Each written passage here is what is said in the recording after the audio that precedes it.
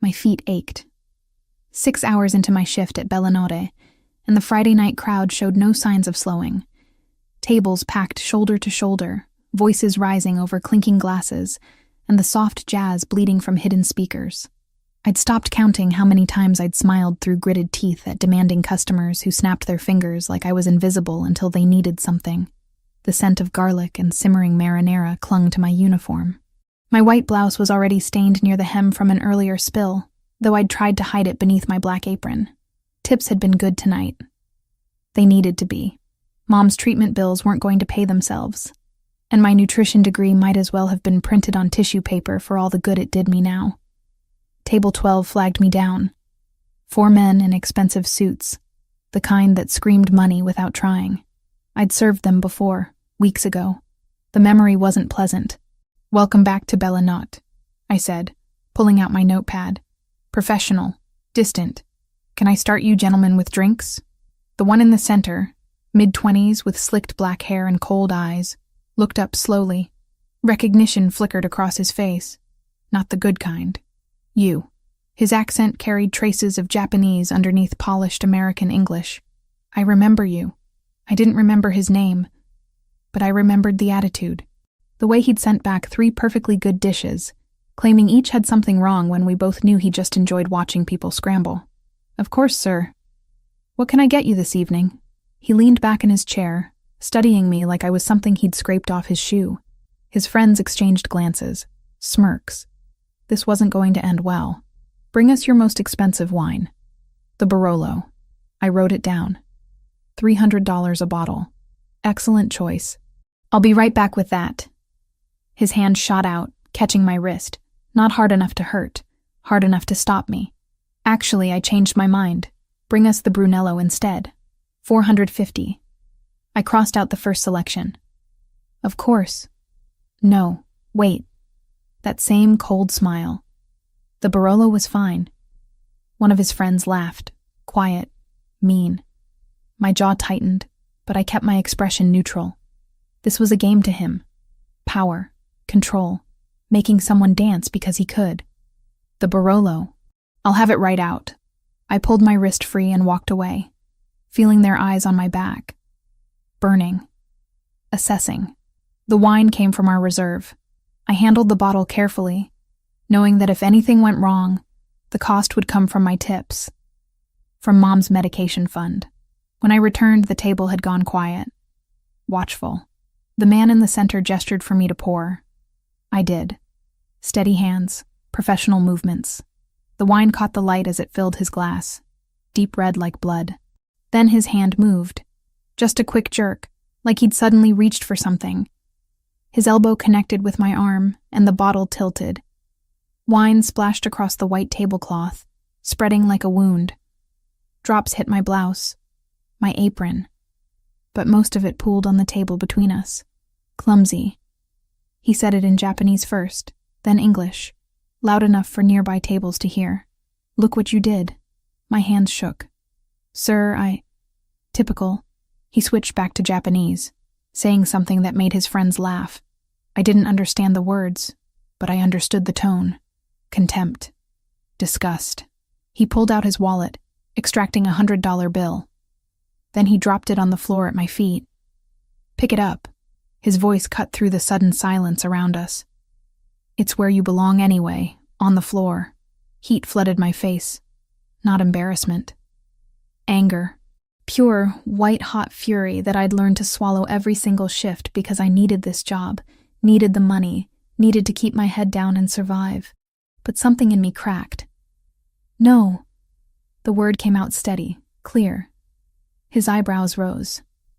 "What?" I said no. I set the wine bottle down carefully on a nearby station.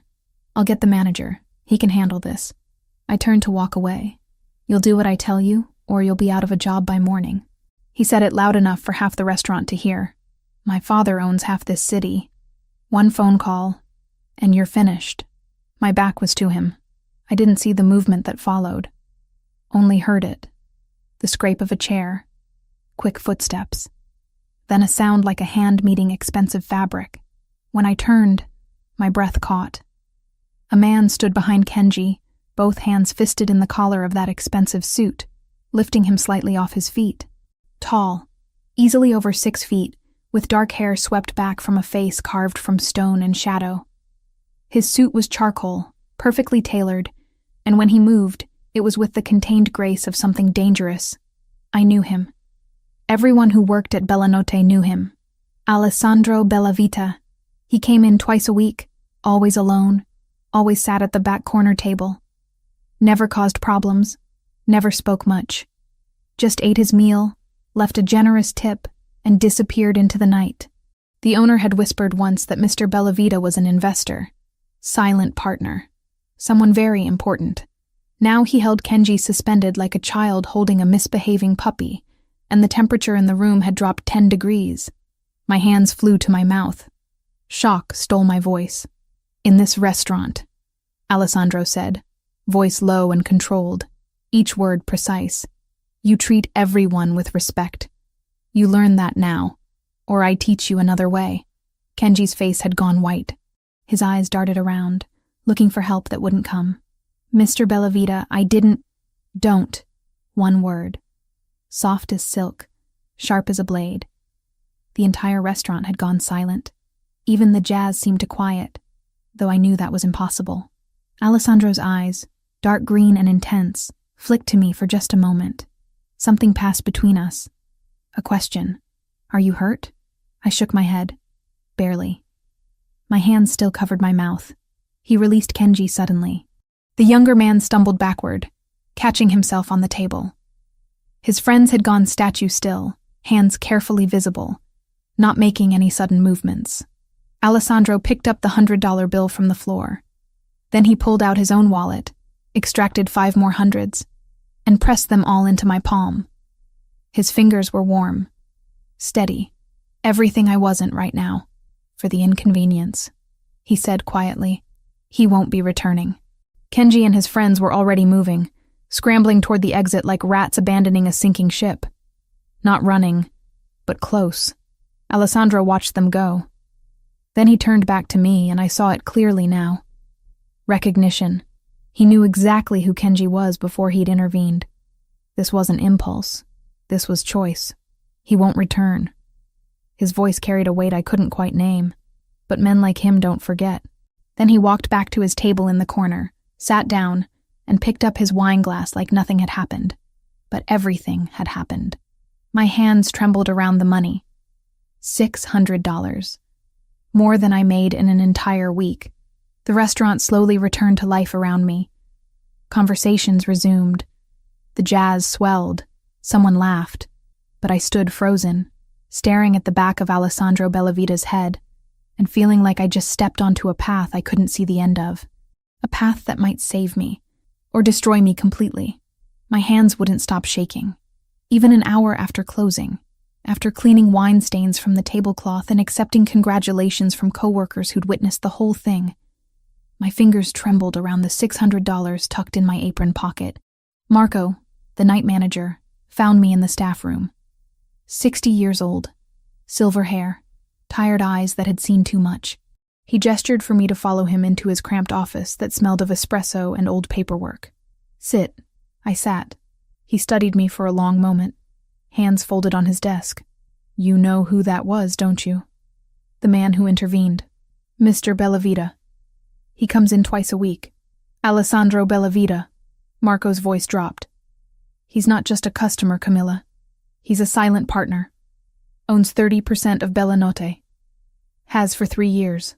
The information settled over me like cold water. I didn't know. Not many people do. He prefers it that way." Marco leaned forward. "What happened tonight? You need to thank him properly, before you leave. He's still here." My stomach twisted.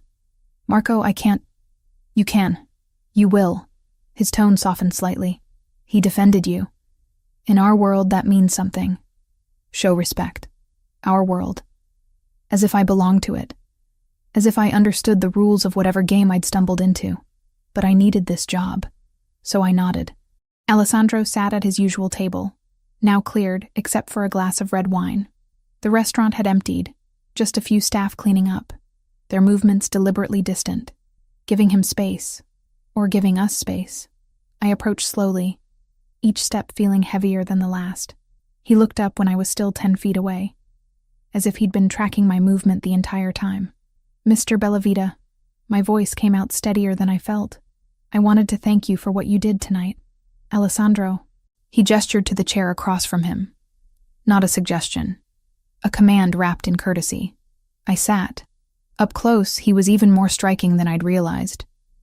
Sharp cheekbones, strong jaw darkened by stubble, and those eyes, green like deep water, studying me with an intensity that made my skin prickle with awareness. A thin scar traced his jawline, barely visible, old, healed. "You didn't have to intervene," I continued, "but I'm grateful you did." "Yes, I did." Simple. Absolute. Men like Kenji Yamamoto need to be reminded that money doesn't buy immunity from consequences. The way he said Kenji's full name, casual and certain, sent warning signals through my nervous system. "You know him. I know who he is, who his father is, what they do." Alessandro took a slow sip of wine. "Do you?" I shook my head. "Hiroshi Yamamoto runs the Yamaguchi Gumi operations in New York, one of the most powerful Yakuza families on the East Coast." He set his glass down with deliberate care. His son is a spoiled child playing at being dangerous, but the family name still carries weight. My throat went dry. "Then why did you—" "Because what he did was unacceptable. Because you deserve better than to be humiliated in your own workplace." His gaze never left mine. "Because some things are worth the complications they create." The air between us felt charged, electric, like standing too close to a live wire. Am I in danger? The question escaped before I could stop it. Alessandro's expression didn't change, but something flickered in his eyes. From Kenji? Possibly. From me? That ghost of a smile appeared, dark and knowing. Extremely, but not in the way you think. Heat flooded my cheeks. I stood abruptly. "I should go. Thank you again." His hand caught my wrist, not hard, just enough to stop me. His skin was warm, his grip firm but careful. "Camilla." My name in his mouth did something to my pulse. "If anything happens, anything that makes you uncomfortable or afraid, you call me." He released me, pulling a business card from his jacket. Thick cream paper, embossed lettering. Just his name and a phone number. Day or night. Understood. I took the card, our fingers brushing. Understood. Walking away felt like wading through deep water. His presence pulled at me, magnetic and terrifying. The subway ride to Hell's Kitchen took 40 minutes. Long enough for adrenaline to fade, replaced by bone-deep exhaustion and a growing sense of unreality. Had tonight actually happened? Had Alessandro Bellavita, silent partner and apparent crime lord, really defended me against a Yakuza heir? My tiny apartment welcomed me with its familiar shabbiness. Cracked tiles in the bathroom, paint peeling near the windows, furniture from thrift stores and sidewalk finds. But it was mine. Paid for with my own money, my own sweat. I collapsed on the second-hand couch, still in my uniform, and stared at the ceiling until my phone buzzed. Unknown number. The text made my blood freeze. "Careful who you accept protection from. Not all saviors are heroes." My hand shook so badly I nearly dropped the phone. I read it again. Then again. Someone was watching. Someone who knew what had happened tonight. Someone who wanted me afraid. I should call the police. Report the threat. But what would I say? That a man I didn't know had sent a cryptic warning after another man defended me from public humiliation? Before I could decide, my apartment buzzer rang. At 1 a.m, terror spiked through my exhaustion. I stood frozen, staring at the intercom. It buzzed again. Insistent. I pressed the button. "Who is it?" "Camila Torres?" A woman's voice. Young. Confident. "My name is Sophia. I'm a friend of my brother's. Alessandro sent me to check that you got home safely." Relief and suspicion warred in my chest. "I'm fine. Can I come up? Just for a moment. I promise I'm not here to cause problems." Something in her tone, warm but genuine, made me buzz her in. Sofia Bellavita looked nothing like her brother. Petite, maybe 5'4", with long dark hair and striking features softened by an easy smile. She wore designer jeans and a leather jacket that probably cost more than my monthly rent. Sorry about the late hour. She stepped inside when I opened the door, scanning my apartment with quick efficiency. Not judging, assessing. Alessandro gets protective. It's annoying but usually well-intentioned. You're his sister. Unfortunately, but she said it with affection. And you're the waitress who made him lose his composure in the middle of Bella Nota. That's impressive. He's usually better at keeping his reactions hidden.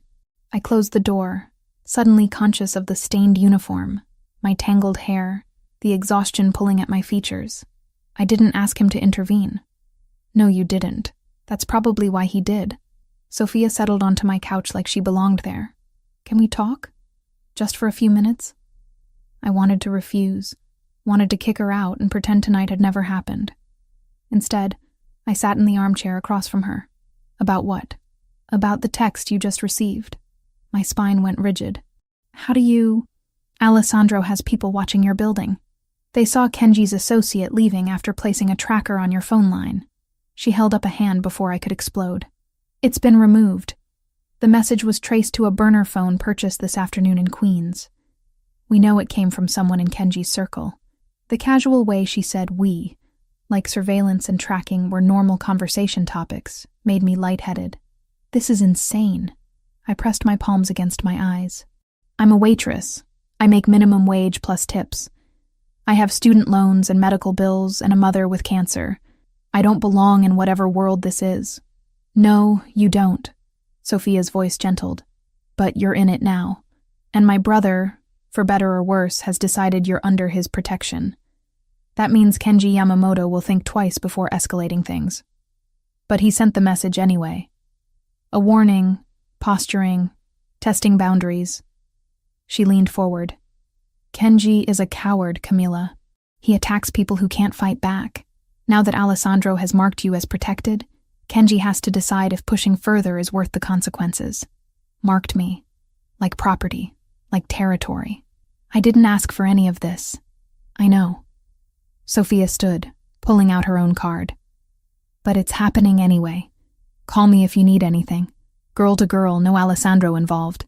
Though fair warning, he'll find out eventually anyway. He always does.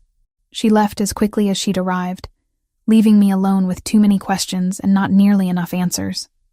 I showered, changed into pajamas, and tried to sleep. Failed. My mind kept replaying Alessandro's hand on my wrist, his voice saying my name, the way he'd looked at me like I was something worth protecting, worth complicating his life for. Dawn crept through my thin curtains, gray and unwelcome. I hadn't slept. Just lay there, staring at 2 business cards on my nightstand, wondering how a single night could tilt my entire world sideways, and knowing somehow that this was only the beginning. 4 days crawled by. 4 days of jumping at shadows, checking my phone obsessively, scanning every face that walked into Bella Notte, waiting for something terrible that never came. Or maybe just hadn't arrived yet. The flowers appeared on day 3. White roses, 2 dozen, delivered to the restaurant during lunch rush. The card read, "Apologies for the disruption. A.B." Formal. Distant. As if he hadn't grabbed a man by the collar and changed the trajectory of my entire life. I'd almost convinced myself to throw them away. Almost. Instead, I brought them home, set them on my kitchen counter, and tried not to think about green eyes and dangerous promises. Day 4, Alessandro returned. I spotted him the moment he walked through the door. 8 o'clock, dinner service in full swing, and somehow the restaurant quieted around him. Not silence. Just a subtle shift, like everyone unconsciously making space for something powerful moving through their midst. He wore charcoal tonight, 3-piece suit tailored to perfection, and when his eyes found mine across the crowded dining room, my breath caught. Marco intercepted me before I could reach him. Table 6. He requested you specifically. Marco, it's not a request, Camilla. It's good business. But his eyes were kind, concerned. Just take his order. Be professional. Alessandro had chosen a quieter corner this time, not his usual back table. More intimate, less visible to prying eyes. I approached with my notepad clutched like armor. Good evening, Mr. Bellavita. Can I start you with something to drink? Alessandro? He gestured to the seat across from him. "Please." I glanced around. Marco was watching. 2 other servers had found reasons to hover nearby. "I'm working." "Then consider this work." That same tone. Not quite command, not quite request. Something in between that made refusing feel impossible. I sat, perched on the edge of the chair, spine rigid, notepad in hand. "How have you been?" he asked, as casual as if we were old friends catching up over coffee. "Fine." "Liar." But he said it gently. "You've barely slept." I can see it. Heat flooded my cheeks. "How would you know?" "Because men who send threatening messages rarely stop at one." He leaned forward slightly. "Has there been anything else? Any other contact from Kenji or his people?" "No. Just the flowers from you." Something flickered across his expression. Satisfaction, maybe. "Good. That means my message was received." "What message?" "That you're under protection. That touching you would be unwise." He said it so matter-of-factly, like declaring the weather. "Tell me about yourself, Camilla. You're 26, you work here 6 nights a week, and you're too educated to be serving tables. So why are you?" The abrupt shift threw me off balance. "How do you know how old I am?" I asked Marco. He didn't look remotely apologetic. "Now answer the question." I should have refused, should have stood up and walked away. But something about the directness, the lack of pretense, made me answer honestly. "I have a nutrition degree from Hunter College. Graduated 3 years ago with honors and a mountain of student debt. And yet you're waitressing. My mother got sick 2 years ago. Cancer. The experimental treatments she needs aren't covered by insurance, and the bills..." I stopped, realizing I was sharing too much with a man I barely knew. A dangerous man. I do what I have to do. Alessandra was quiet for a long moment, studying me with an intensity that made my skin prickle. "What kind of cancer?" "Stage 3 breast cancer. She's responding to treatment, but it's expensive. 80,000 so far and counting." "And your father?" "Never knew him. It's always been just me and my mom." I set down the notepad. "Why are you asking me this?" "Because I want to know you." Simple, direct, devastating. Because most people would have taken that money Kenji threw on the floor, would have swallowed their pride and picked it up, but you didn't. I'm not most people. No. His voice dropped, softer now. "Intimate. You're not." A server appeared at Alessandro's elbow, breaking the moment. He ordered without looking at the menu, something in Italian that I didn't catch, and waved the server away. "I know the best oncologist in New York," he said once we were alone again. "Dr. Rachel Chen at Memorial Sloan Kettering. She owes me a favor. I could make a call." "No." The word came out sharper than intended. "Thank you, but no. Camilla, I'm not telling you about my mother so you'll fix it. I'm not looking for a handout or a favor or whatever this is." I stood, pulse hammering. "I appreciate what you did the other night. Truly. But I can handle my own problems." He stood too, smooth and unhurried, closing the distance between us until I had to tilt my head back to meet his eyes. "Can you? Because from where I'm standing, you're drowning. Working yourself to exhaustion for medical bills that will take years to pay off, if you ever can. That's not strength, Camilla. That's stubbornness. Maybe." I lifted my chin. "But it's my stubbornness, my choice." Something shifted in his expression. Respect, perhaps. Or understanding. He reached into his jacket, pulled out another card, pressed it into my palm. "When you're ready to accept help without shame, call me." He left cash on the table for a meal he hadn't eaten, and walked out without looking back. I stood there holding his card, hands trembling, hating how much I wanted to use it. The next 3 days passed in exhausted monotony. Work, sleep, visit mom at the hospital during my breaks, repeat. She was stable, responding well to the current treatment cycle. The doctors were cautiously optimistic. Then the call came.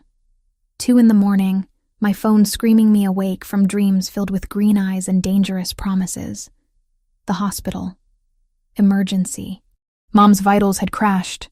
They were rushing her into emergency surgery. There were complications. She needed a specialized procedure that would cost $75,000, and they needed authorization within the hour. $75,000.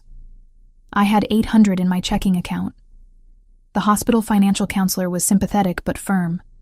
Without payment guarantee, they couldn't proceed. Without the procedure, Mom would die. I sat in the sterile waiting room, phone clutched and shaking hands, and stared at Alessandro's card. Pride was a luxury I couldn't afford. Not anymore. I dialed. He answered on the first ring. Camila. Not a question. He knew it was me. My voice broke. I pressed my palm against my mouth, trying to hold back the sob building in my chest. I need help. What hospital? Mount Sinai. But Alessandro, it's $75,000. I'm on my way. Don't sign anything until I get there. He hung up before I could respond. I don't know how long I sat there, wrapped in shock and desperation, and something dangerously close to hope. Time stretched and contracted. Nurses moved past. The fluorescent lights hummed overhead like insects. Then he was there, striding through the emergency room entrance in dark jeans and a black shirt, hair slightly mussed like he'd dressed quickly. He spotted me immediately, crossed the space between us in long, purposeful strides. Where? One word. I gestured mutely toward the administrative offices. What happened next passed in a blur.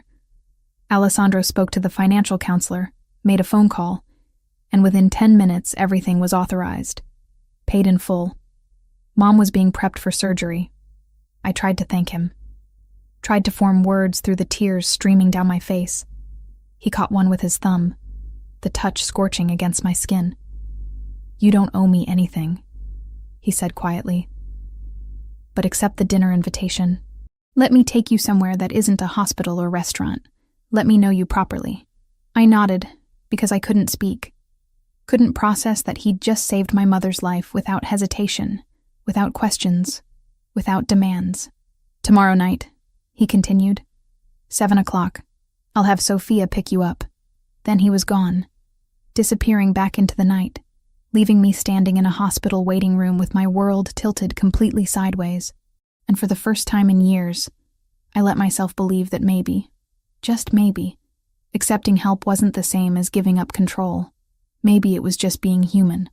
Sophia arrived precisely at 7, driving a sleek silver Mercedes that looked out of place on my Hell's Kitchen street. She stepped out wearing dark jeans and a cashmere sweater, looking effortlessly elegant in a way I'd never manage even if I had her money. Ready? Her smile was warm, genuine, not the practiced politeness I'd expected. I glanced down at my own outfit. The nicest dress I owned, navy blue and simple, paired with worn ballet flats, as ready as I'll ever be. The drive took 40 minutes, winding north out of Manhattan toward Long Island. Sophia filled the silence with easy conversation, asking about Mom's recovery, my work at Bella Notte, carefully avoiding the elephant in the car until we hit the highway. My brother is complicated. She said it like a confession. When he cares about someone, it's absolute, complete. There's no half measure with Alessandro. Is that a warning? An observation? She glanced at me, dark eyes sharp. But yes, also a warning. His world is dangerous, Camilla. Not just physically, emotionally.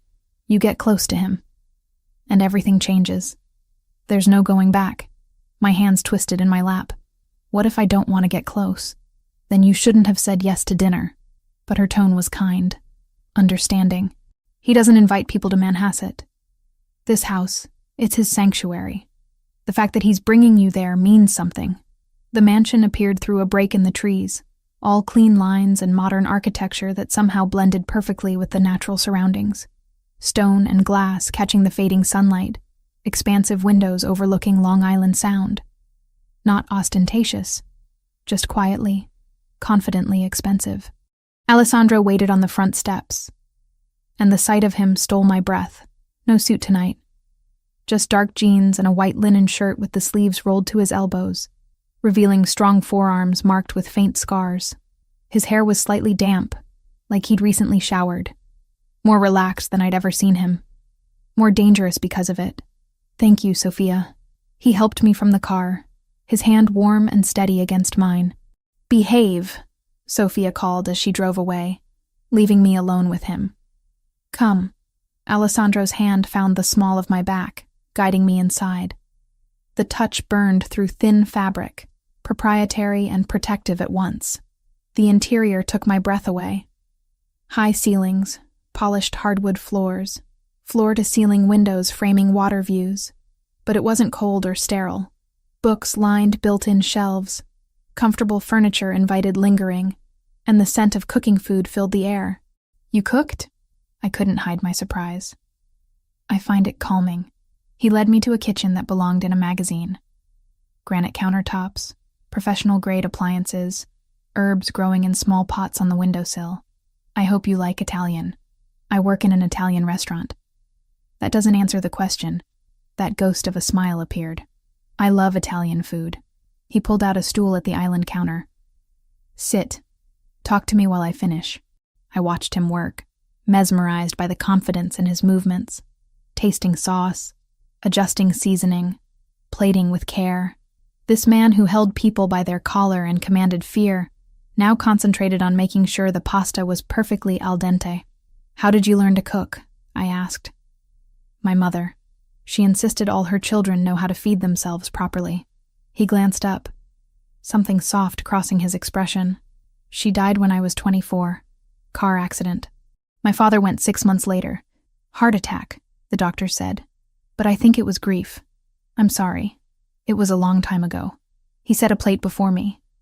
Fresh pasta with a light cream sauce, perfectly seared scallops, delicate and beautiful.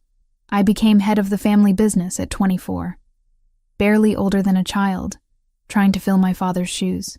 I took a bite. The food was extraordinary, melt-in-your-mouth perfection. "What kind of business?" Alessandro sat across from me, his own plate untouched. "Import-export, real estate, various investments. All truths that probably concealed deeper, darker truths. What about you, Camilla? What did you dream of before life got complicated?" The question caught me off guard. I wanted to open a wellness cafe, healthy food that actually tasted good, nutrition counseling, cooking classes. Help people learn that taking care of themselves doesn't have to be expensive or difficult. That's a beautiful dream. It's an impossible dream now. I set down my fork. Between student loans and mom's medical bills, I'll be paying off debt until I'm 50. Nothing is impossible. He reached across the table, his fingers brushing mine. Just delayed. The touch sent electricity up my arm. I should have pulled away. Didn't. You didn't abandon your dreams, Camilla. You postponed them out of love. That's not weakness. That's the strongest thing a person can do. Tears pricked my eyes. No one had ever framed it that way before. Everyone else saw sacrifice and failure. He saw strength.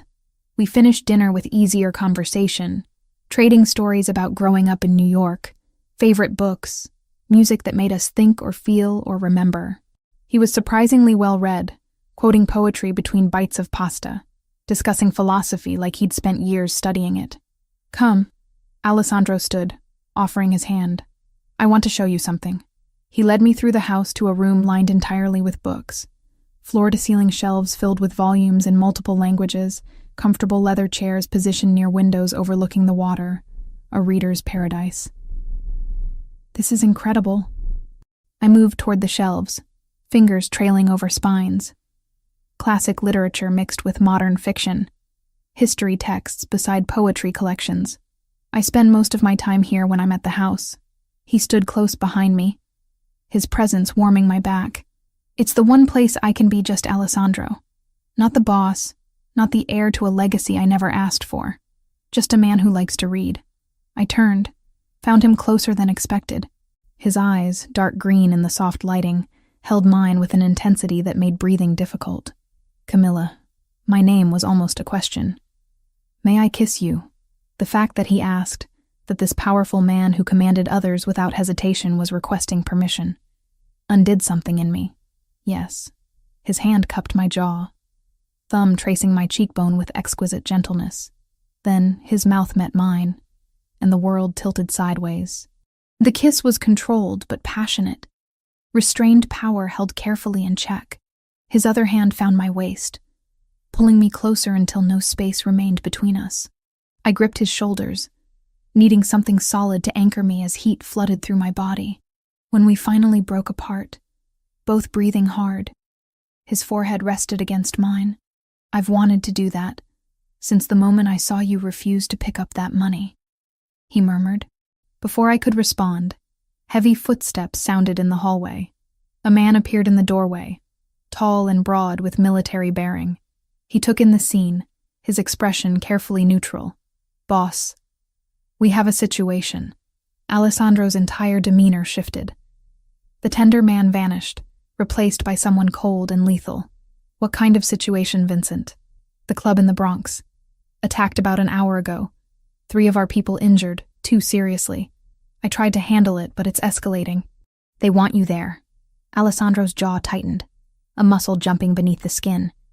His hand still rested on my waist, but the touch had changed. Possessive, now. Protective. Kenji?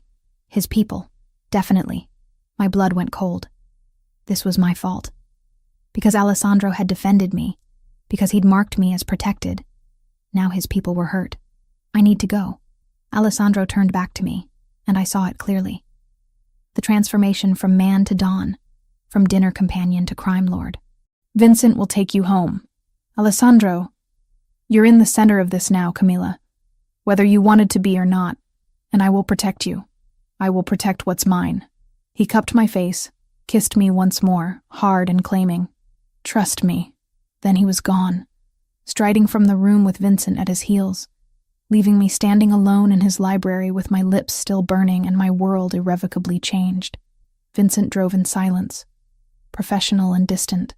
I sat in the back of the black Mercedes, watching streetlights blur past, my lips still tingling from Alessandro's kiss, from his declaration, his claim. "You're in the center of this now." The words echoed in my head, mixing with the memory of violence in Kenji's eyes, the threat in that text message, the reality that people had been hurt because a powerful man had decided I was worth defending. My apartment felt too small when I finally climbed the stairs, too exposed. I double-checked the locks, drew the curtains, and sat on the couch with my phone clutched in trembling hands. Sleep was impossible. I tried. Lay in bed staring at the ceiling, jumping at every sound. Footsteps in the hallway, a car door slamming, the building settling around me. At 3 a.m, I gave up and opened my laptop, searched Alessandro's name. Alessandro Bellavita, 34. CEO of Bellavita Imports and various real estate holdings. Family business established in New York for 5 generations. No criminal record, no scandals, just carefully worded articles that mentioned business interests and community involvement, without ever saying what those interests truly were. I dug deeper, found older articles about his father's death, his mother's accident, the way Alessandro had taken over at 24, impossibly young, and somehow not just survived, but thrived, built an empire, commanded loyalty, the kind of loyalty that sent men to attack a club because their boss had been disrespected. My phone rang at 6 a.m, jerking me from the half-doze I'd finally fallen into. "Sophia, did you sleep?" "No. Good instinct. Can I come up? I have coffee and answers." She arrived 10 minutes later with 2 large lattes and dark circles under her eyes that matched my own. We sat at my tiny kitchen table, and she looked at me with something like pity. "You want to know what you've gotten yourself into?" "I want to know if I should run." "Too late for that." But she said it gently. "My brother is Don of the Bellavita family. 5th-generation Italian organized crime with roots going back to Sicily. We handle imports, territory disputes, protection services, and various other enterprises that exist in gray areas. We're not the Yakuza. We have rules, codes, limits, but we're not exactly law-abiding citizens either." The words settled over me like concrete. Heavy, suffocating, real. "And Kenji?" "Kenji Yamamoto is the spoiled, violent son of Hiroshi Yamamoto, who runs Yakuza operations in New York. He's a coward and a bully, but his father's name carries weight. Alessandro defending you publicly wasn't just chivalry, Camilla. It was a statement. You belong to him now. You're under Bellavita protection. I don't belong to anyone. I know. And honestly," Sophia leaned forward, "that's probably why he's so fascinated with you. Most people in our world understand ownership, territory, claims. You push back. You challenge him. That's rare. My hands wrapped around the coffee cup, seeking warmth I couldn't seem to find. What happens now? Now Alessandro has to decide how to handle the escalation. Kenji attacked one of our businesses. That demands response. But it's complicated because Hiroshi is old guard, traditional. If Alessandro retaliates too harshly, it could spark a war neither family wants. I thought about Alessandro's face when Vincent had interrupted. The cold fury, the lethal control. And me? You're the reason this started. Which means your leverage, insurance, a target. She reached across the table, squeezing my hand. But Alessandro won't let anything happen to you. I've never seen him like this, Camilla. He's protective to the point of obsession. The next knock came an hour after Sophia left. Not the buzzer. Direct pounding on my apartment door that made my heart stop. I looked through the peephole. Alessandro stood in the hallway, still in the same clothes from last night, looking exhausted and dangerous and devastatingly focused. I opened the door. He stepped inside, closed it behind him, and pulled me into his arms without a word.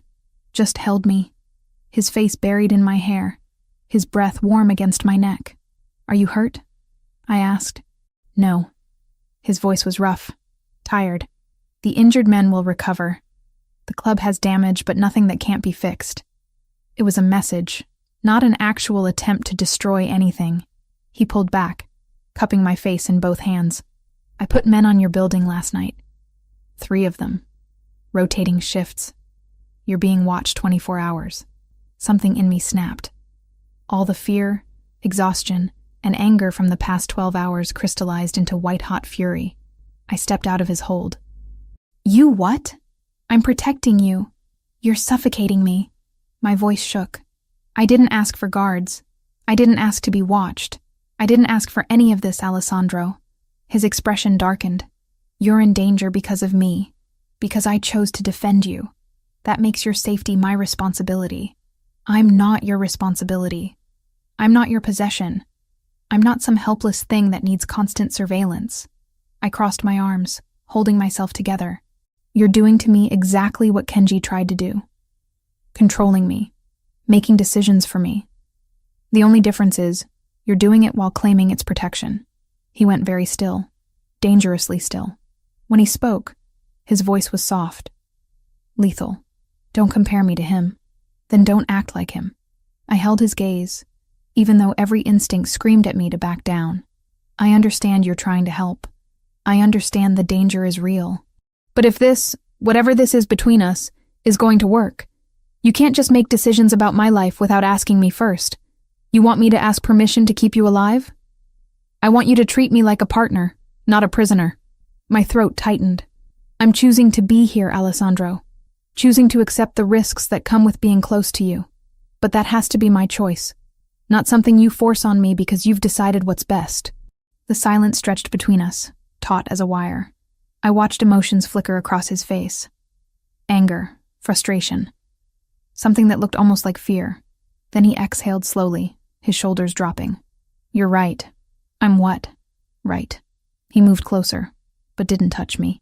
Gave me space even as every line of his body screamed that he wanted to pull me close. I'm learning how to care about someone who isn't part of this world. Someone who doesn't understand how we operate. And I'm doing it badly. His hand lifted, hovering near my cheek before dropping. "I just watched men get hurt because I let myself care about you. The first thing I thought wasn't about retribution or territory or politics. It was that if they'd gone after you instead, if something had happened to you while I was comfortable in my house, I would burn this entire city down." The raw honesty in his voice made my anger falter. "I'm terrified," he continued, "of losing you before I've even really had you. Of watching you get hurt because of my choices, my world, my enemies. So yes, I'm being overprotective, controlling, everything you said. But it comes from a place of absolute terror, not disrespect." I reached up, touching his face, feeling the stubble, the tension in his jaw. "Then work with me, not around me. Let me have some agency in this situation. Even if it's just the illusion of control, I can do that." He turned his head, pressing a kiss to my palm. "But you have to meet me halfway. Let me keep you safe in ways that don't make you feel caged. Trust that I'm not trying to own you. Just trying to keep you alive long enough to know you properly. Deal.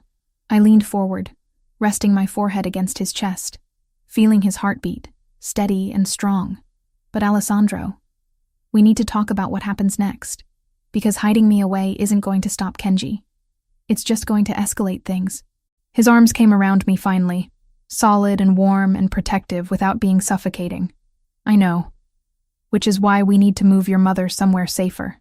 Somewhere Kenji can't use her as leverage against you. Move her where? My property in Manhasset has a medical suite. 24-hour nursing staff. Top-of-the-line equipment. She'll be comfortable and safe. The offer was too much. Too generous. Too everything. Alessandro, this isn't charity. It's strategy. But his voice was gentle. You're part of my world now, whether we like it or not. That means the people you love become targets. Your mother is vulnerable in a public hospital. Let me protect her the same way I'm protecting you. Tears burned my eyes. I can't keep accepting help from you without giving anything back. Then give me your time, your trust, your willingness to let me figure out how to be what you need while staying who I am. He tipped my chin up, meeting my eyes. That's all I want, Camilla. The chance to prove I'm worth the risk you're taking. I kissed him, poured everything I couldn't say into the pressure of my lips against his. Fear and hope and desperate need all tangled together. When we broke apart, I nodded. Okay. We'll move my mother. We'll do this your way. But I need something too. Name it. Teach me to defend myself. If I'm going to be in your world, I need to be able to protect myself. Not just rely on guards and surveillance. Something like pride flickered in his eyes. Vincent can train you. Former military, highly skilled. He'll teach you everything you need to know. Thank you. Don't thank me yet. He pulled me close again, holding me like I was something precious. Something worth fighting for. This is only the beginning, Camilla. And it's going to get worse before it gets better. I know. I breathed him in, cedar and smoke and something uniquely him. But I'm not running. Good. His lips brushed my temple. Because I wouldn't let you go anyway. 3 days passed in a strange new normal that felt both surreal and oddly right. Mom settled into the medical suite at Alessandro's Manhasset estate. Her color improving daily with round-the-clock care I could never have afforded in a lifetime of saving. The nurses were professional, kind, treating her like she mattered rather than just another patient in an overworked system. I split my time between visiting her and training with Vincent, who proved to be a patient if demanding instructor in basic self-defense. He taught me how to break holds, where to strike to incapacitate an attacker, how to stay aware of my surroundings.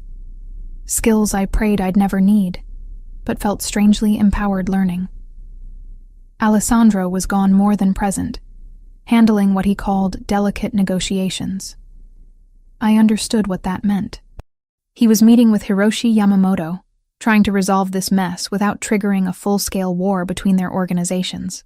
The weight of it showed in the brief phone calls we managed, his voice strained with exhaustion, even as he asked about my day with genuine interest.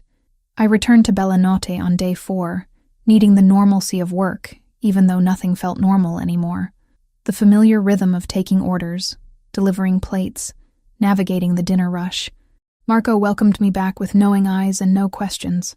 The other servers whispered when they thought I couldn't hear, casting glances my way that mixed curiosity with caution.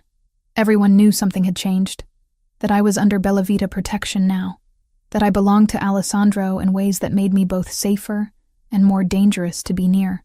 During my afternoon break, I sat in the cramped staff room with my phone, scrolling through messages from Sophia about Mom's progress. The nurses had her walking short distances now. Her appetite had returned. Small victories that felt monumental after months of watching her fade. That's when Danny, one of the bussers, stuck his head through the doorway. 22, trying to save for culinary school, always friendly. His face held cautious excitement. Hey, Camilla? You were asking about that Japanese guy who caused trouble last week, right? The one Mr. Bellavita dealt with? My pulse quickened. I'd been quietly questioning staff for days, trying to gather information, playing the role Alessandro and I had discussed. Active participant, not passive victim. Learning to navigate this world by contributing rather than just accepting protection. Yeah. Why? My cousin works security at a warehouse complex in Maspeth, near LaGuardia Airport. Says he's seen a guy matching that description hanging around the past few days. Asian, expensive clothes, acts like he owns the place but seems nervous. Keeps looking over his shoulder. Been there 3 days straight. Always with some rough-looking dudes. Russians, my cousin thinks. Everything in me went still. Russians. Mercenaries. Exactly what Alessandro had warned about. Which warehouse? Danny pulled out his phone, showed me a location pin. Industrial area, lots of abandoned buildings. The kind of place people went when they didn't want to be found. My cousin says they're in the old textile factory. Big brick building, most of the windows broken out. Nobody's used it in years. Thanks, Danny, I really appreciate this. No problem. Just be careful, okay? Those dudes looked seriously dangerous. I called Alessandro the moment I was alone in the supply closet, heart hammering against my ribs. He answered on the first ring like he'd been waiting for my call. Camilla, I have something. I explained quickly, precisely, keeping my voice low. Danny's information, the location, the timeline, the Russians. It matches Kenji's profile perfectly. He's hiding, but not well enough. Silence on the other end. I could almost hear him thinking, calculating, planning. Then, you're certain about this source? Danny's cousin has worked security there for 2 years. He knows the area, knows what normal looks like. This isn't normal. Good work. Pride colored his voice, warming something in my chest. You've done exactly what I needed. Now let me handle the rest. I'm sending Sophia to bring you to the estate immediately. Alessandro. Please, Camilla. His voice dropped, urgent. Raw. Trust me on this. You've given me the advantage I needed. Now let me use it to end this before anyone else gets hurt. Before Kenji decides to escalate in ways we can't predict. I wanted to argue. Wanted to demand to be part of whatever came next. But the fear underneath his command stopped me. He wasn't just being overprotective. He was terrified of losing me. Okay. I trust you. Thank you. He exhaled slowly. I'll call you when it's done. The line went dead, leaving me standing in a supply closet between stacks of napkins and cleaning supplies, having just helped set in motion something that would either end this nightmare or make it infinitely worse. That evening, sitting in the Manhasset library while Alessandro was God knows where doing God knows what, Mom found me. She moved slowly, still recovering, but her eyes were sharp, knowing. She'd always been able to read me like an open book. Tell me about him. She settled into the leather chair across from mine, wrapping a cashmere throw around her shoulders. The throw Sophia had brought her, soft and expensive. Everything here was soft and expensive. This Alessandro who's given me a palace to recover in, who's put that look in your eyes. Mom, don't deflect, sweetheart. I'm your mother. I see how you look when his name comes up. How you check your phone constantly, jumping every time it buzzes. How you haven't slept properly in days. She reached out, taking my hand in hers. Thinner than before the illness, but steady. Strong. Do you love him? The question hung between us, direct, unavoidable, terrifying in its simplicity. Did I love Alessandro Bellavita? The man who defended me with controlled violence, who paid my mother's medical bills without hesitation, who kissed me like I was oxygen and held me like I was precious. The crime lord who commanded fear and loyalty in equal measure. The complicated, dangerous, surprisingly tender man who cooked me dinner and quoted poetry and looked at me like I was something worth fighting for. Yes, the word emerged as barely a whisper. God help me. But yes, I love him. Mom's expression softened. Not judgment. Understanding. Then whatever comes next, you face it together. That's what love means, sweetheart. Not running from the hard parts. Not hiding from the danger. Walking through fire holding hands. Trusting that neither of you will let go. Tears pricked my eyes. What if the fire burns us both? Then you burn together. But something tells me that man won't let anything happen to you. I've seen the way Sophia talks about him. The way everyone here moves when his name is mentioned. He's powerful, yes. Dangerous, absolutely. But he's also completely devoted to protecting what he loves. And he loves you, Camilla. Even I can see that. Later, long after Mom had gone back to her room to rest, Alessandro called. Not the usual brief check-in, but a longer conversation. He told me about his meeting with Hiroshi Yamamoto earlier that day, voice heavy with exhaustion, but edged with something like relief. He's an old-school traditionalist, honorable in ways his son will never understand or appreciate. Alessandro's voice carried the weariness of someone who'd spent hours in tense negotiations. Kenji has a history. Ran from Tokyo after offending a high-ranking Oyabun. Disrespected someone untouchable. Nearly started a war between families. Hiroshi sent him here hoping distance and time would mature him, teach him respect. It didn't. If anything, being away from direct supervision made him worse. What happens now? We made a deal. Kenji returns to Japan. Enters a Buddhist monastery in Kyoto for a year. Under Hiroshi's direct supervision. Meditation. Discipline. Learning the humility his father should have taught him years ago. He also makes a public apology to you at Bellinot, witnessed by both families. If he refuses either condition, Hiroshi has given me permission to handle it my way. The clinical way he said it made my skin prickle with understanding of what my way meant. And if he's already refusing by hiding in that warehouse, then I go get him tonight. Convince him that apologizing to you and accepting his father's punishment is vastly preferable to the alternative. A pause, weighted with meaning. Your information was crucial, Camilla. We've had people watching that area since you called.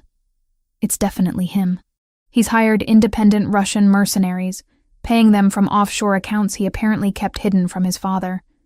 Smart enough to cover his tracks financially, but not smart enough to hide his location properly. Independent. Does that matter? It means when we move on him, it won't trigger automatic retaliation from the Bratva. These are freelancers, not official operators. We can negotiate compensation for any casualties and avoid a larger conflict. It keeps this contained to just our families. His voice softened, carrying something like pride. You're learning the politics of this world quickly. I have a good teacher, or maybe just strong motivation to understand what I'm dealing with. Maybe both. I could hear the exhaustion dragging at him, but also the warmth, the affection he rarely voiced, but showed in countless small ways. Come back safe, Alessandro. Whatever you're planning with Kenji tonight, whatever happens in that warehouse, just come back to me. Always. It sounded like a vow. A promise carved in stone. I have too much to lose now. You've become my reason, Camilla. My reason to be careful, to think beyond just territory and honor and tradition. To want a future that includes something other than violence and endless wars. You make me want to be more than just Don Bellavita. You make me want to be just Alessandro. Just a man who loves a woman. Tears burned my eyes, spilling over before I could stop them. I love you.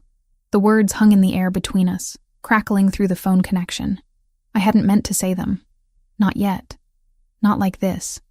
Over the phone while he was preparing for what was essentially a kidnapping and forced negotiation mission. Say that again. His voice roughened with emotion I'd never heard before. Vulnerable. Almost desperate.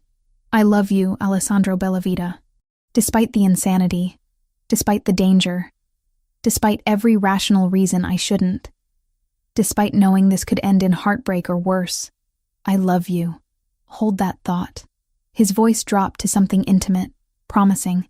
Because when I get back, when this is finished and Kenji is dealt with, I'm going to spend a very long time showing you exactly how I feel about you. How you've changed everything for me. How you make me want to be better than I am. He hung up before I could respond, leaving me in the library with my racing heart and the terrifying, exhilarating reality that I'd just admitted the deepest truth.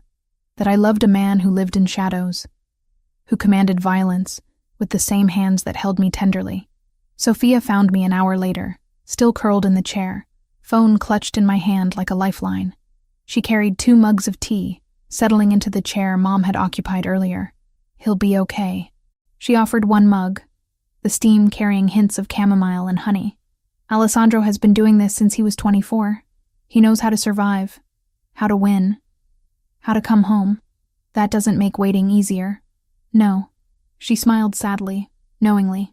It doesn't. Welcome to loving a bella vita, Camilla. The worry never goes away. You just learn to live with it. Learn to trust that they know what they're doing, that they're as careful as they can be in a world that doesn't reward careful. Outside, night fell over Long Island Sound, the water turning dark and mysterious under the moon. Somewhere in Queens, in an industrial warehouse near LaGuardia Airport, Alessandro was moving on Kenji Yamamoto, ending this threat, protecting me, risking himself and his men, and all I could do was wait and trust and pray that the man I loved would come back to me whole, that we'd get our chance at whatever future we were building together, one dangerous day at a time. That love would be enough to survive the fire we were both walking through. The call came at 3 a.m. Alessandro's voice, rough with exhaustion but alive. Whole. It's done. We have him. Relief flooded through me so powerfully my knees buckled. I sank onto the bed, phone pressed against my ear. Are you hurt? Bruised, nothing serious. Kenji tried to run. His mercenaries put up a fight, but once they realized we weren't there to kill them, just capture Kenji, most surrendered. Smart men know when to fold. He exhaled slowly. I'm coming home. Wait for me. He arrived as dawn painted the sky pink and gold over Long Island Sound. I met him in the foyer, and the sight of him stole my breath. His shirt was torn, blood spattering the fabric, a cut above his eyebrow, already cleaned but still angry red, knuckles scraped raw, but his eyes, when they found mine, held nothing but relief and something deeper, hunger mixed with tenderness. Camilla. He crossed the space between us in 3 strides, pulling me into his arms with desperate strength. His face buried in my hair, breathing me in like I was air after drowning. I kept my promise. I came back. You did. My hands roamed his back, his shoulders, confirming he was real and whole. What happens to Kenji now? Hiroshi is on his way to collect him. We have him secured, unharmed. I kept my word on that too. He pulled back enough to cut my face, thumbs stroking my cheeks. But first, I need you to know something. When we stormed that warehouse, when bullets started flying and everything turned chaotic, all I could think was that if something happened to me, you'd never know how completely you own me. Tears blurred my vision. Alessandro, let me finish. His voice dropped, intimate and raw. I've spent 10 years as Don Bellavita. 10 years putting the family first, making calculated decisions, treating love as a liability I couldn't afford. Then you walked into my restaurant, refused to be humiliated, and looked at that money on the floor like picking it up would cost you something more valuable than pride, your dignity, your sense of self. And I was lost. He kissed me then, deep and claiming and achingly tender, poured everything he couldn't say into the pressure of his lips against mine, the way his hands trembled slightly as they held my face. When we broke apart, both breathing hard, he rested his forehead against mine. I love you, Camila Torres. Completely. Absolutely. In ways that terrify me because I finally understand what I have to lose. You won't lose me. I gripped his wrists, anchoring us together. I'm here. I'm yours. And you're mine. Always. He kissed me again. Softer this time. A promise sealed. Now come. Hiroshi will be here soon, and I need you to see how this ends. An hour later, a convoy of black cars arrived. Hiroshi Yamamoto stepped out of the lead vehicle, and I understood immediately why he commanded respect. 55 but looking older, silver threading his black hair, traditional suit immaculate. His face was carved from stone and disappointment. This was a man who'd built an empire on honor and discipline, watching his son destroy everything he'd tried to teach. Alessandro met him in the study. I sat nearby, present but quiet, as we'd agreed, witnessing but not participating, understanding my role. Hiroshi looked at his son, bound to a chair, defiant even in defeat. The disgust in the older man's eyes was palpable. Then he turned to Alessandro, bowing slightly. Respect between equals. I thank you for not killing him, Bellavita, though I'm not certain he deserves the mercy. We had an agreement. Alessandro's voice was formal, controlled. Your son violated codes we both hold sacred, but he's still your blood that has brought nothing but shame. Hiroshi's English was precise. Each word weighted. The monastery in Kyoto will either break him or rebuild him. If he returns unchanged, he will not return to my house. They discussed terms with the efficiency of men who understood each other perfectly. Alessandro would pay compensation to the families of the 2 Russian mercenaries killed in the confrontation, 50,000 each. Blood money, but necessary to avoid retaliation from the Bratva. Hiroshi would owe the Bellavita family a favor, unspecified and open-ended, a debt of honor that might be called in tomorrow or 10 years from now. Then came the condition I'd been waiting for, the public apology, Alessandro said. At Bella Notte, tomorrow night, both families present to witness it. Kenji's head snapped up, face twisting with rage. I won't. You will. Hiroshi's voice cut like a blade. Or you will be dead to me. No monastery, no second chance, just exile and disgrace. The silence stretched. Then Kenji's shoulders slumped, the fight draining out of him. Cowardice and self-preservation winning over pride. I'll do it. The words emerged bitter. Defeated. The next evening I stood in Bella Notte wearing the navy dress from our first real dinner, Alessandro's hand warm against the small of my back. The restaurant had been cleared except for key members of both families. Marco stood near the kitchen, face carefully neutral. Sophia sat at a nearby table, offering me encouraging smiles. Kenji entered with his father, looking smaller somehow. Diminished. His expensive suit couldn't hide the defeat in his posture, the shame radiating from every line of his body. He approached where I stood with Alessandro, stopped 3 feet away, and slowly, mechanically, bowed. Deep and formal, holding the position longer than seemed comfortable. I am sorry. He spoke first in Japanese, the words flowing with ritual formality, then switched to English. I was arrogant, cruel, and unworthy of basic humanity.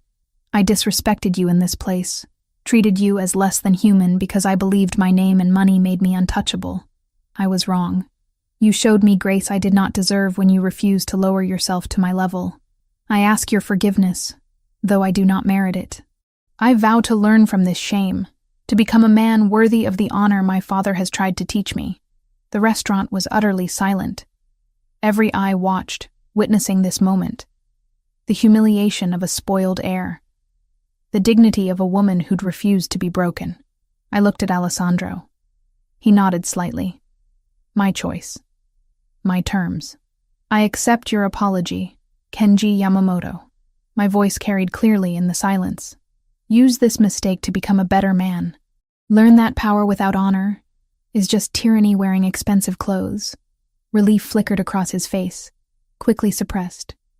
He bowed again, then retreated to his father's side. They left without another word, taking with them the threat that had hung over my life for weeks. The moment they were gone, Alessandro pulled me close, kissing me in front of everyone, claiming me publicly, completely. When he pulled back, his eyes blazed with pride. You are magnificent. I learned from the best. He took my hand, addressed the room. Tonight marks the end of a threat and the beginning of something better. Thank you all for bearing witness. Then he led me from the restaurant to the car waiting outside, and we drove not to Manhasset, but to his penthouse in Manhattan, the private space I'd never seen. His true home. The elevator opened directly into the apartment, floor-to-ceiling windows overlooking the city lights, but I barely noticed the view.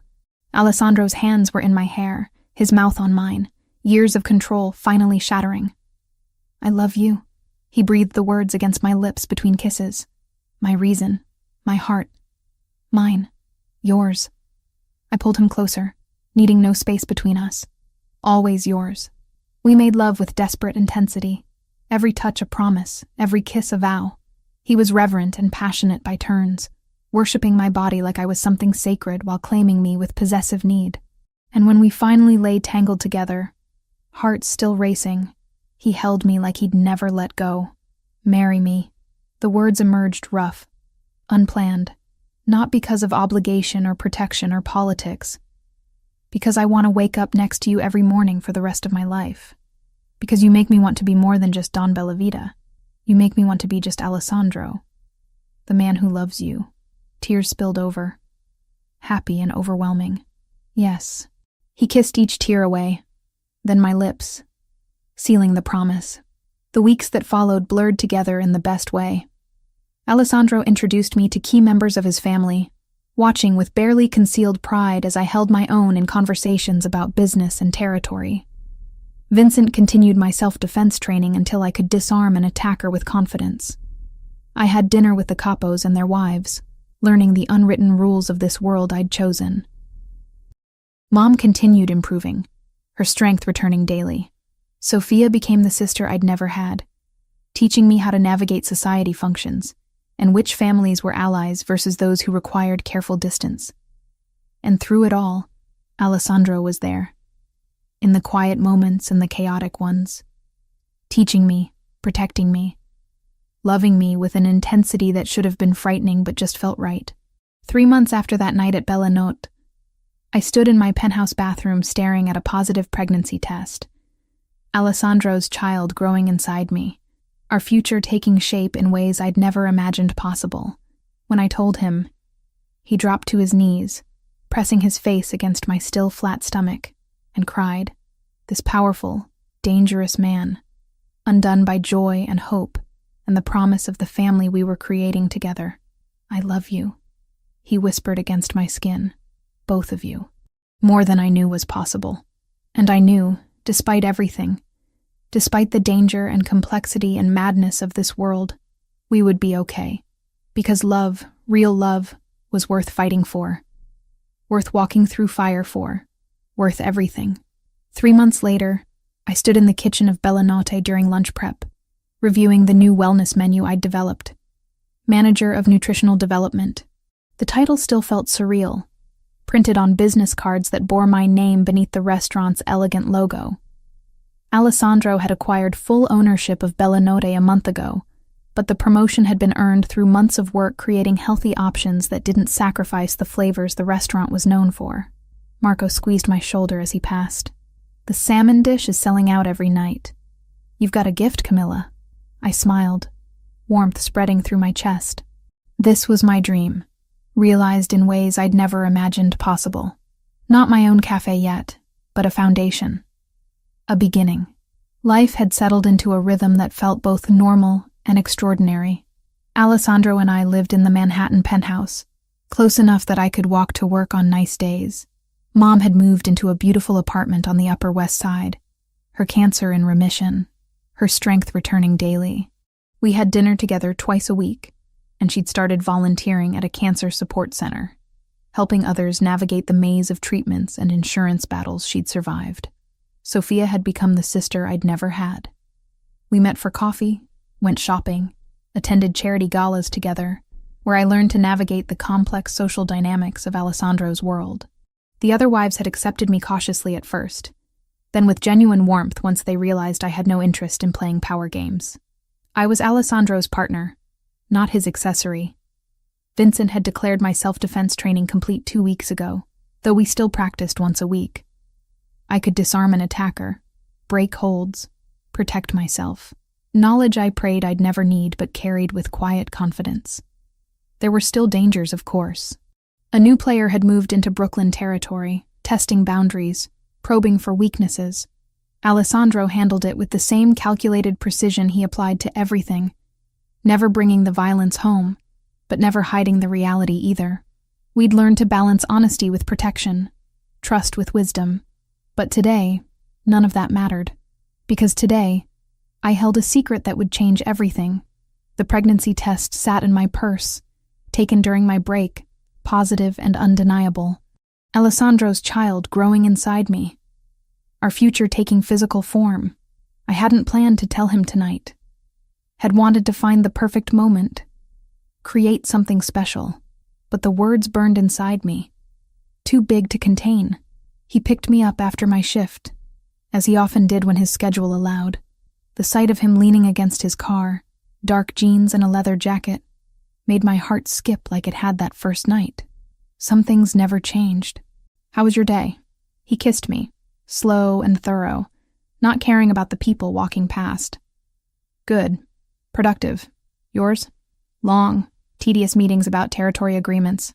He opened my door, hand at my back as I slid in. But better now. We drove through Manhattan, the city lights beginning to glow as dusk fell. I studied his profile. This man who'd defended me, claimed me, loved me with an intensity that still took my breath away. Father of my child, my future husband. We'd set a wedding date for 2 months from now. Small ceremony at the Manhasset estate, just family and close friends. Nothing ostentatious. Just us, promising forever in front of people who mattered. Alessandro? My hand found his on the center console, fingers intertwining. Yes, amore mio, I'm pregnant.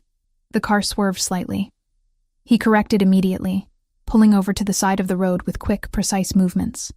The engine idled as he turned to face me fully, eyes wide with shock. Say that again. I'm pregnant. About 6 weeks, I think. I took 3 tests today. All positive. For a moment, he just stared.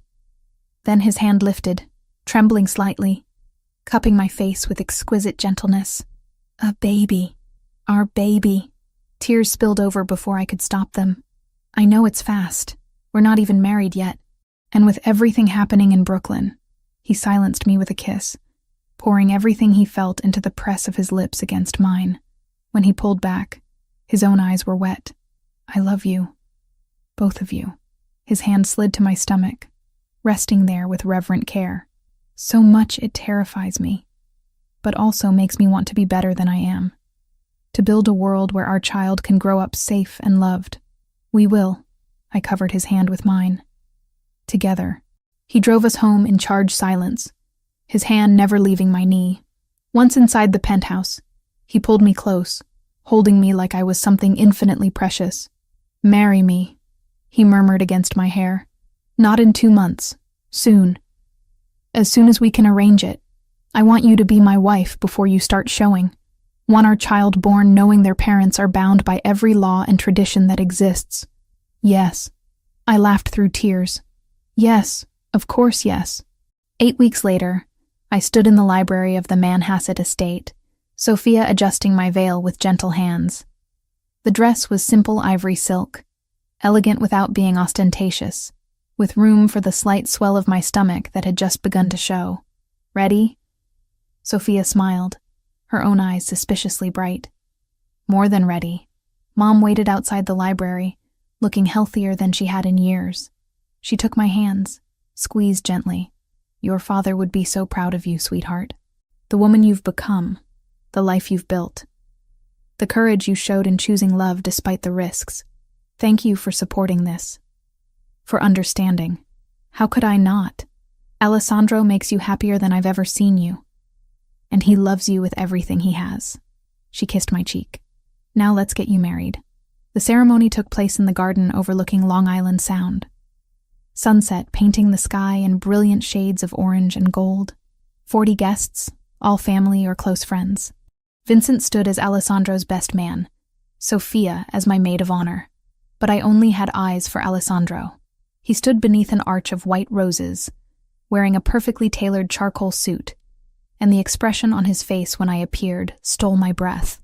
Love and awe and possession and tenderness all mixed together in a look that promised forever. The vows were traditional, spoken in English and Italian, binding us by every law that mattered. When the officiant pronounced us husband and wife, Alessandro kissed me like it was the first time, and the 1000th, sealing a promise we'd both fought hard to reach. Later, after dinner and dancing and congratulations, we stood on the terrace overlooking the water. His hand rested on my stomach, protective and loving, feeling for movement that wouldn't come for weeks yet. What are you thinking? He asked softly. I leaned back against him, safe and warm, and completely certain of my choice. That 6 months ago, I was just a waitress trying to survive. A man tried to humiliate me. Another man defended me. And my life changed completely. For better or worse? Definitely better.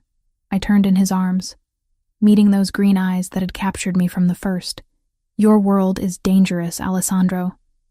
But it's also filled with fierce loyalty, absolute love, and unexpected honor. You've shown me that strength comes in many forms. That real love doesn't ignore danger, it faces it together. I would burn this entire city for you. He said it simply, like stating fact. You and our child are my entire world now. I know. I stretched up, kissing him softly. And I wouldn't trade this life, this love, for anything.